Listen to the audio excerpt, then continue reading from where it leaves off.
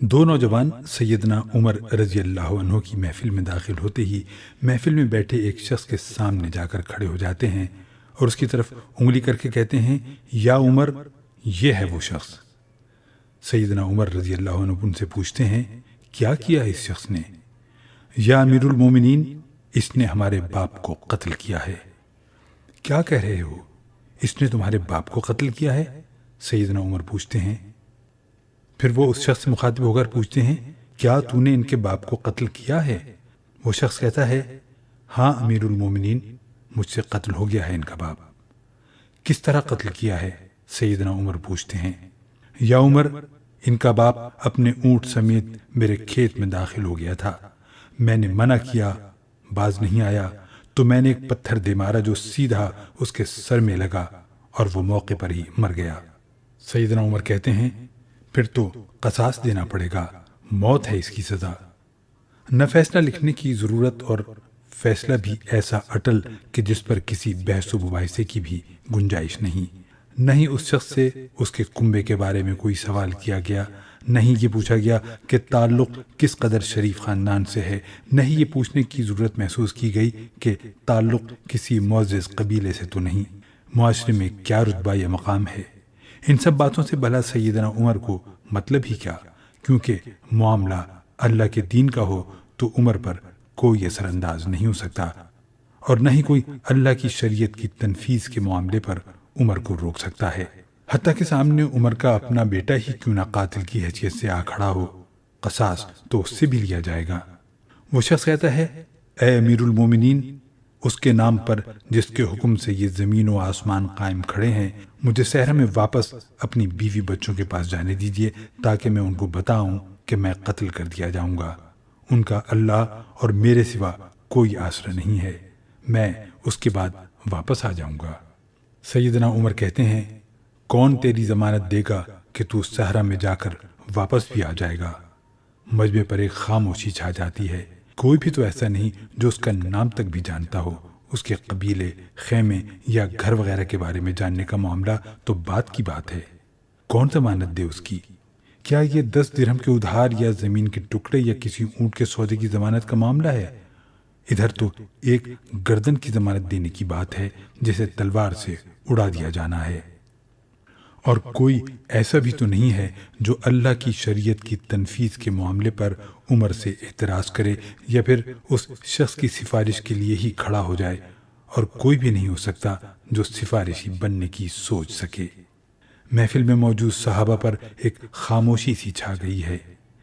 اس صورتحال سے خود عمر بھی متاثر ہیں، کیونکہ اس شخصی حالت نے سب کو ہی حیرت میں ڈال کر رکھ دیا ہے۔ کیا اس شخص کو واقعی قصاص کے طور پر قتل کر دیا جائے اور اس کے بچے بھوکوں مرنے کے لیے چھوڑ دیے جائیں، یا پھر اس کو بغیر ضمانتی کے واپس جانے دیا جائے؟ واپس نہ آیا تو مقتول کا خون رائے گاں جائے گا۔ خود سیدنا عمر سر جھکائے افسردہ بیٹھے ہیں اس صورتحال پر، سر اٹھا کر التجا بھری نظروں سے نوجوانوں کی طرف دیکھتے ہیں، معاف کر دو اس شخص کو۔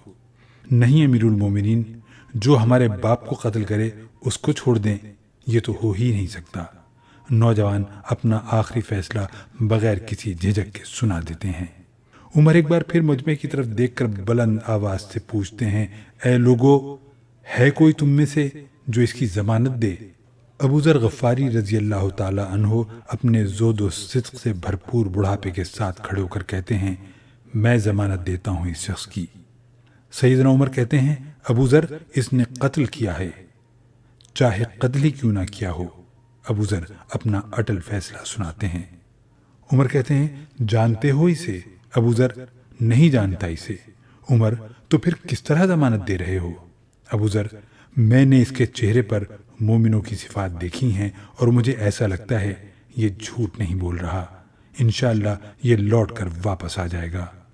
عمر کہتے ہیں، ابو ذر دیکھ لو، اگر یہ 3 دن میں لوٹ کر نہ آیا تو مجھے تیری جدائی کا صدمہ دیکھنا پڑے گا۔ امیر المومنین، پھر اللہ مالک ہے۔ ابو ذر اپنے فیصلے پر ڈٹے ہوئے جواب دیتے ہیں۔ سیدنا عمر رضی اللہ تعالی عنہ سے 3 دن کی مہلت پا کر وہ شخص رخصت ہو جاتا ہے، کچھ ضروری تیاریوں کے لیے، بیوی بچوں کو الوداع کہنے اپنے بعد ان کے لیے کوئی راہ دیکھنے اور اس کے بعد قصاص کی ادائیگی کے لیے قتل کیے جانے کی غرض سے لوٹ کر واپس آنے کے لیے۔ اور پھر 3 راتوں کے بعد عمر بھلا کیسے اس امر کو بھلا پاتے؟ انہوں نے تو ایک ایک لمحہ گن کر کاٹا تھا۔ عصر کے وقت شہر میں الصلاۃ الجامعہ کی منادی پھر جاتی ہے۔ نوجوان اپنے باپ کا قصاص لینے کے لیے بے چین، اور لوگوں کا مجمع اللہ کی شریعت کی تنفیذ دیکھنے کے لیے جمع ہو چکا ہے۔ ابو ذر غفاری بھی تشریف لاتے ہیں اور آ کر عمر رضی اللہ تعالیٰ عنہ کے سامنے بیٹھ جاتے ہیں۔ کدھر ہے وہ آدمی؟ سیدنا عمر سوال کرتے ہیں۔ مجھے کوئی پتہ نہیں یا امیر المومنین، ابو ذر مختصر جواب دیتے ہیں۔ ابو ذر آسمان کی طرف دیکھتے ہیں جدھر سورج ڈوبنے کی جلدی میں معمول سے زیادہ تیزی کے ساتھ جاتا دکھائی دے رہا ہے۔ محفل میں ہو کا عالم ہے۔ اللہ کے سوا کوئی نہیں جانتا کہ آج کیا ہونے جا رہا ہے۔ یہ سچ ہے کہ ابو ذر سیدنا عمر کے دل میں بستے ہیں۔ عمر سے ان کے جسم کا ٹکڑا مانگیں تو عمر دیر نہ کریں، کاٹ کر ابو ذر کے حوالے کر دیں۔ لیکن ادھر معاملہ شریعت کا ہے، اللہ کے احکامات کی بجا آوری کا ہے۔ کوئی کھیل تماشا نہیں ہونے جا رہا، نہ ہی کسی کی حیثیت یا صلاحیت کی پیمائش ہو رہی ہے۔ حالات و واقعات کے مطابق نہیں، اور نہ ہی زمان و مکان کو بیچ میں لایا جانا ہے۔ قاتل نہیں آتا تو ضامن کی گردن جاتی نظر آ رہی ہے۔ مغرب سے چند لہجہ پہلے وہ شخص آ جاتا ہے۔ بے ساختہ حضرت عمر کے منہ سے اللہ اکبر کی صدا نکلتی ہے، ساتھ ہی مجمع بھی اللہ اکبر کا ایک بھرپور نعرہ لگاتا ہے۔ عمر اس شخص سے مخاطب ہو کر کہتے ہیں، اے شخص، اگر تو لوٹ کر نہ بھی آتا تو ہم تیرا کیا کر لیتے؟ نہ ہی تو کوئی تیرا گھر جانتا تھا اور نہ ہی کوئی تیرا عطا پتا۔ امیر المومنین، اللہ کی قسم، بات آپ کی نہیں ہے، بات اس ذات کی ہے جو سب ظاہر و پوشیدہ کے بارے میں جانتا ہے۔ دیکھ لیجئے، میں آ گیا ہوں، اپنے بچوں کو پرندوں کے چوزوں کی طرح صحرا میں تنہا چھوڑ کر، جدھر نہ درخت کا سایہ ہے اور نہ ہی پانی کا نام و نشان۔ میں قتل کر دیے جانے کے لیے حاضر ہوں۔ مجھے بس یہ ڈر تھا کہ کہیں کوئی یہ نہ کہہ دے کہ اب لوگوں میں سے وعدوں کا ایفا ہی اٹھ گیا ہے۔ سیدنا عمر نے ابو ذر کی طرف رخ کر کے پوچھا، ابو ذر، تو نے کس بنا پر اس کی ضمانت دے دی تھی؟ ابو ذر نے کہا، اے عمر، مجھے اس بات کا ڈر تھا کہیں کوئی یہ نہ کہہ دے کہ اب لوگوں سے خیر ہی اٹھا لی گئی ہے۔ سیدنا عمر نے ایک لمحے کے لیے توقف کیا، پھر ان 2 نوجوانوں سے پوچھا کہ کیا کہتے ہو اب؟ نوجوانوں نے روتے ہوئے جواب دیا، اے امیر المومنین، ہم اس کی صداقت کی وجہ سے اسے معاف کرتے ہیں۔ ہمیں اس بات کا ڈر ہے کہ کہیں کوئی یہ نہ کہہ دے کہ اب لوگوں میں سے عفو اور درگزر ہی اٹھا لیا گیا ہے۔